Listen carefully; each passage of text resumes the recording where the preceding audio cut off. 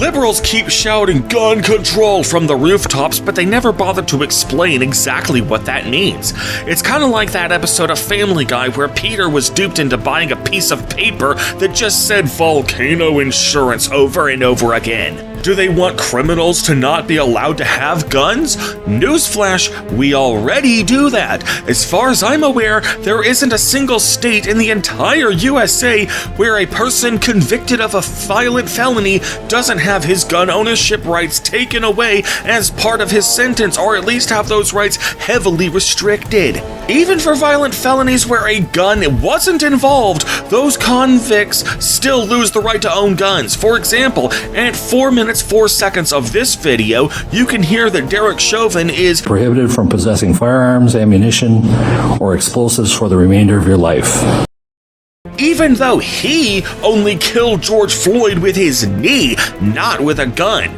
But that latter detail didn't matter. Violent felony conviction equals no gun ownership, full stop. Alternatively, do they want the mentally ill to not be allowed to have guns? Because you know that's unconstitutional, right?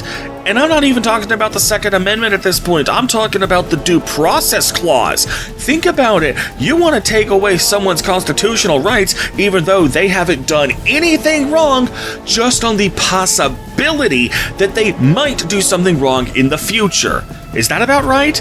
If so, I shouldn't even have to explain how that's unconstitutional.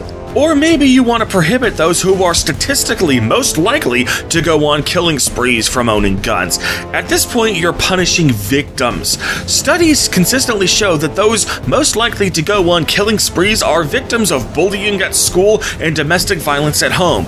Victims, not perpetrators. So by stripping them of their gun rights when they haven't done anything wrong, you're effectively penalizing victimhood. At that point, why don't you go after the bullies and abusers who make them victims in the first place? Oh, but you can't really prove in court that they're abusers. Well, in that case, how do you prove their victims are in fact victims? If you can prove one, you can prove the other. If it's not one of those three things, then you really need to explain exactly what the fuck you actually mean by gun control.